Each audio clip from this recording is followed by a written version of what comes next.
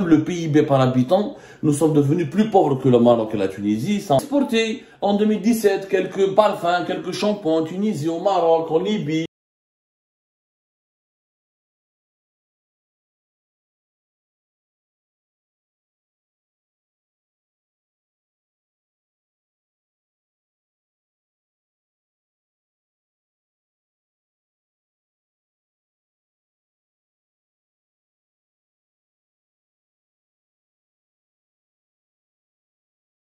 C'est clair. L'objectif de Tebboune est d'organiser et de passer en force et d'avoir une élection présidentielle qui lui est totalement facile et acquise et d'avoir un deuxième mandat sans aucune forme de concurrence solide ou la dure, ni sans aucun obstacle majeur. Erdogan, terreur généralisée, les médias sont soumis, l'opposition elle est bâillonnée, réprimée, la liberté d'expression, la liberté de la presse, elle est supprimée, elle est gelée, elle est combattue, elle est diabolisée, criminalisée. Et comme ça, en 2024, aucun débat démocratique, aucune résistance, aucune position n'est possible et le projet du deuxième mandat, il passe. Sauf que dans le sillage Ahmed Mahabed, je vous ai promis d'autres révélations, le Walid de Blida n'est pas tombé uniquement à cause de Tebboune, il est tombé à cause de son clan. Et l'un des acteurs importants du clan Tebboune en ce moment en Algérie, c'est un homme d'affaires. C'est un homme d'affaires qui se veut être le nouveau Ali Haddad de l'Algérie. On pensait que la nouvelle Algérie n'allait pas reconduire l'oligarchie, comme elle a diabolisé l'oligarchie, comme nous avons mis les plus importants et les plus riches oligarques du pays de l'époque de Bouteflika en prison, on pensait que l'oligarchie, sur le plan politique et économique, allait disparaître ou qu'elle ne devrait plus être tolérée. Eh bien, nous avons aujourd'hui, le système Tebboune est en train de créer ses propres oligarques. Il fait exactement comme le système Bouteflika. Sauf qu'en pire, sauf qu'il prend des personnes qui sont visiblement aussi méchantes et moins rayonnantes sur le plan économique que les oligarques de l'époque de Bouteflika. La preuve, l'un des acteurs majeurs de ce clan de Tebboune en ce moment, c'est Kamel Moula, qui est PDG du groupe privé Laboratoire Vénus, pour fabrication de produits cosmétiques, et qui est, depuis février 2022, dirige un nouveau, un nouveau patronat, qui est sorti comme ça du jour au lendemain. Il a été tiré des tiroirs du régime. Ils ont créé ça s'appelle le Conseil du renouveau économique algérien, le CREA, qui a été créé le 19 février 2022 et qui regroupe des entreprises publiques et privées. Voilà, alors que les deux entreprises publiques et privées sont deux problématiques totalement différentes, des enjeux différents, des modes de fonctionnement différents, des activités économiques différentes. On les a regroupés dans le même syndicat, syndicat patronal, et pour soutenir le programme, le bilan de Tebboune. Et dès que Tebboune parle de situation économique, vous avez le CREADA qui applaudit, qui salue, qui fait des communiqués, des conférences de presse, des activités, pour dire que tout est beau, que Tebboune a de bonnes idées, il a de belles idées, qu'il est le meilleur président de l'histoire de l'Algérie, que le pays est en train de décoller économiquement et que nous allons créer des emplois. Je trouve le FCE il a été changé au le CREA. Il n'y a aucune différence. Le CREA, il ne fait qu'applaudir, il ne fait que lever la main pour dire que tout ce que dit Tebboune, tout ce que fait le président Tebboune, c'est beau, c'est magnifique. Alors que le pays est paralysé économiquement. Alors que tu vois la situation économique du pays, la cherté de la vie a battu tous les records, le chômage a battu tous les records. D'ailleurs, tellement le nombre de chômeurs tellement augmenté qu'il y a les statistiques officielles de l'ANEM, de l'Agence nationale de l'emploi, sont censurées parce qu'on a dépassé de largement la barre des 5 millions de chômeurs. Aucun méga projet n'a été lancé.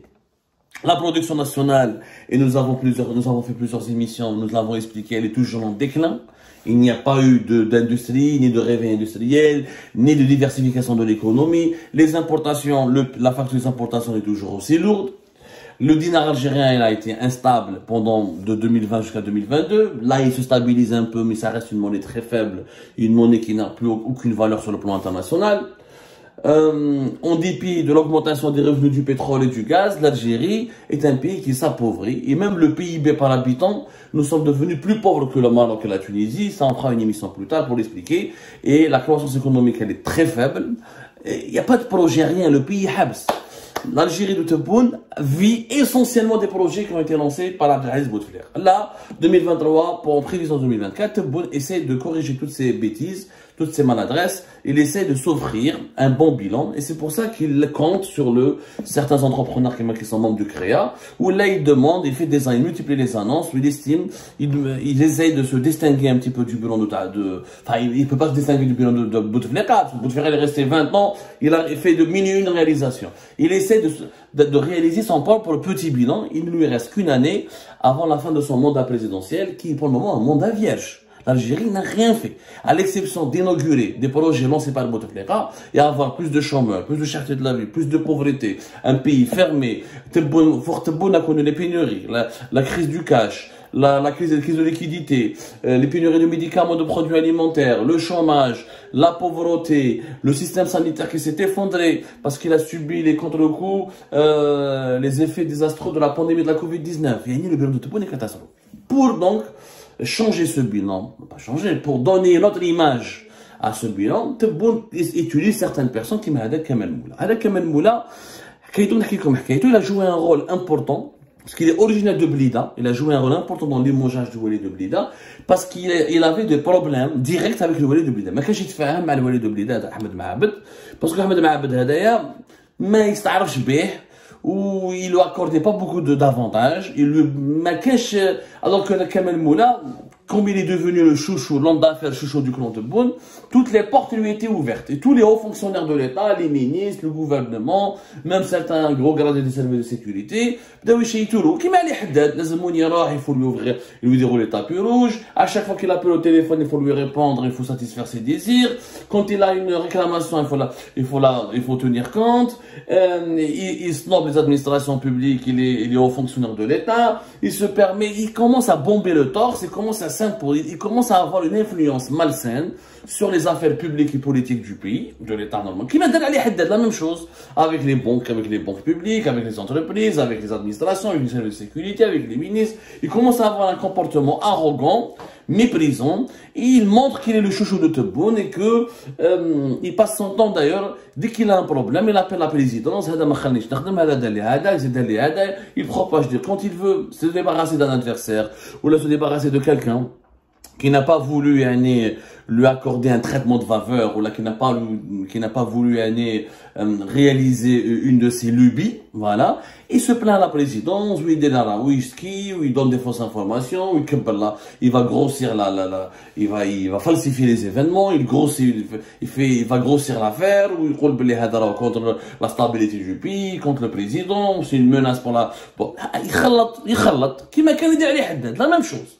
Mais il n'y a aucune différence, c'est pour ça que Ahmed Maabed, il avait de mauvaises relations, en tout cas des relations assez froides et Mahada Kamel Moula, comment, parce que lui, il est originaire de Blida, il habite Blida, il a commencé à Blida, donc on va parler de son parcours et de son vécu. Comment le Wali de Blida ne se soumet pas, ne s'agenouille pas, il n'accepte pas de mes dictats et mon pouvoir. Il n'accepte pas donc de réaliser mes petits plaisirs. Ahmed Maabed, donc Kamel Moula, il était parmi ceux et celles, notamment pour ne pas dire il était l'acteur majeur qui explique la chute d'Ahmed Maabed, et c'est lui qui a donc saisi la présidence et son entourage à Majid Tebboune pour leur dire Al-Wali Hada, il critique le président, il n'est pas un fidèle soutien du président, on ne peut pas compter sur lui en 2024, il nous bloque, il bloque les réseaux qui soutiennent le président, et il nous empêche de travailler. Tebboune l'a enlevé, il l'a limogé brutalement. Et on se retrouve malheureusement,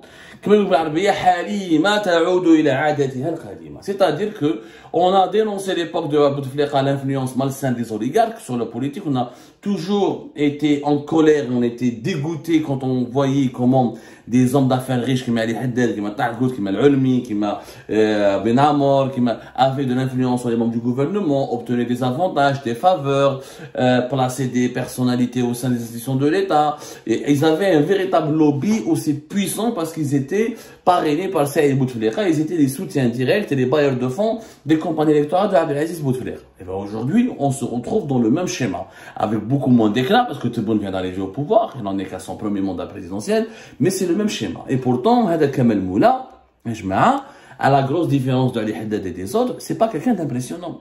Hada Kamel Moula ou Chikoun, à la fin, parce qu'on le présente comme le chef de file du renouveau économique algérien, comme l'un des patrons les plus ambitieux, un modèle de réussite. Kamel Moula, n'a même pas créé son entreprise. Il a hérité d'une entreprise. Karim Moula, la famille Moula Fiblida, début des années 80, ils ont créé le laboratoire Vénus. C'est son père d'ailleurs, Mourad Moula, qui l'a créé en 1981. Lui, il a repris l'affaire de son père avec ses deux frères et ses cousins. Et le laboratoire Vénus, donc il n'a pas créé, c'est pas lui qui l'a créé, il n'a rien révolutionné, il n'a rien inventé, il a repris une affaire de son père qui marchait. C'était l'une des rares entreprises dans le domaine du cosmétique. D'ailleurs, l'histoire personnelle de Moula, elle est compliquée parce que je suis de famille Bineton.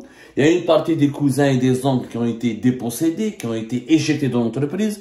Et Kamel Moula et ses frères ont pris le pouvoir, ont dirigé leur clan familial avec beaucoup de conspirations de magouilles. Et nous sommes en train de faire une enquête là-dessus. L'histoire des Moula, elle est très bouleversante, elle est assez, elle est très surprenante. Kamel Moula, mais il n'a pas de mérite. Par exemple, en 2006, il a pris la direction d'une entreprise familiale qui est déjà en place, qui a été son père, oui, son père, il a eu le mérite de créer une entreprise qui a marché, etc. Au moins, il a créé son entreprise de A à Z. Il n'a pas hérité. T'as la même chose. L'autre, la même chose. Mais Karim Moula, Kamel Moula, c'est un rentier d'abord. Il a une entreprise, il a fait des études, de service marketing ou de la finance, il a une entreprise familiale à l'équipe. Deuxièmement, le business, le laboratoire Vénus, c'est une entreprise très modeste.